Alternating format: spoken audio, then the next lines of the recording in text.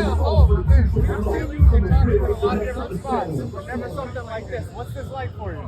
It's fun, man. It got me out of bed, the numbers were okay, and it was a good motivation. I just decided to come out here and step outside my comfort zone. For me as an athlete, it's stepping outside my comfort zone. And the normal folks ain't going to understand that. If I say that, people are like, what does that mean? Only warriors and professional athletes can understand that. That's what I'm doing. Did you know about professional boxing? Was it something you wanted to make a transition to when you left, or was it sort of happened? It sort of happened. Like I said, I was on vacation, and my coach called me about it. I thought about it, I slept on it, and I was like, all right. I mean, I was in a weird place.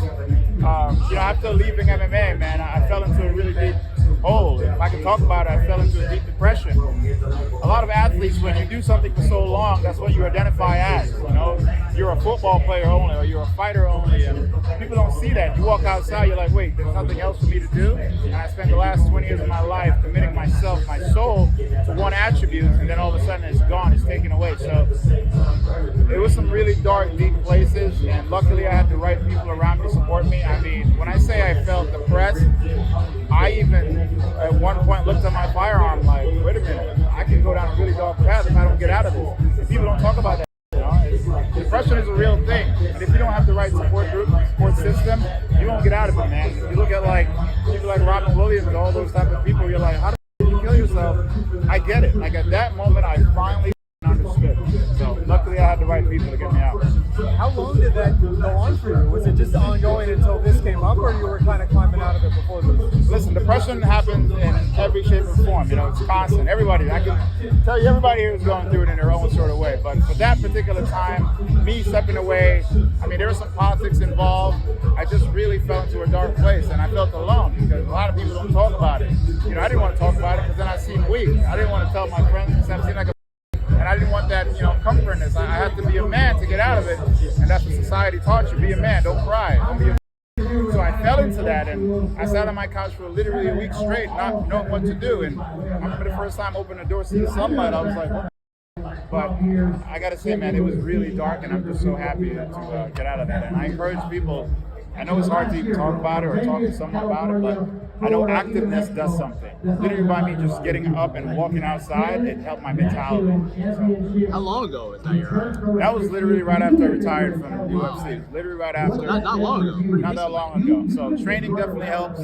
Being around the right support system helped. Of course, I had to match people's energy because everyone was like, what are you going to do? What are you going to do? What are you going to do? And I'm like, hey, man, what about how I feel? What about do I need something? So it's like I had to stay away from people.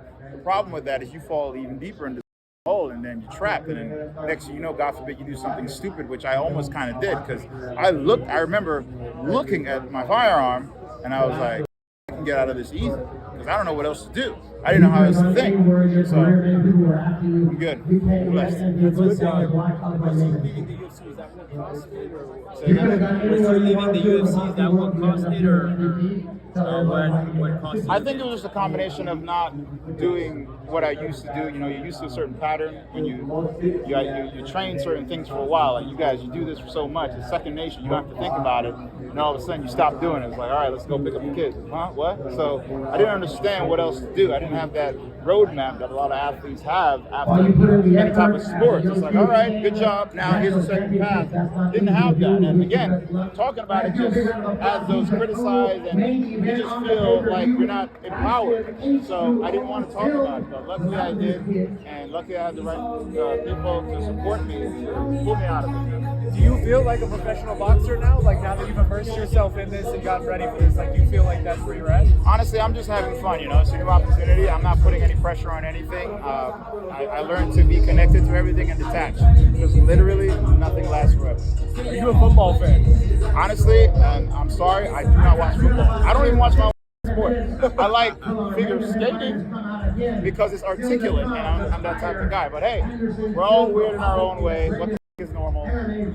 So when they call you and they're like, hey, we got an all-pro running back, he wants to fight you, what's your response? Okay. That was my response. Okay. Is this a one-off, or are you going to continue doing boxing? I have no idea. Like I said, I'm just here to have fun, feel it out, see what happens. It's just a great way to get back into certain routines of training, and I'm happy for that honor.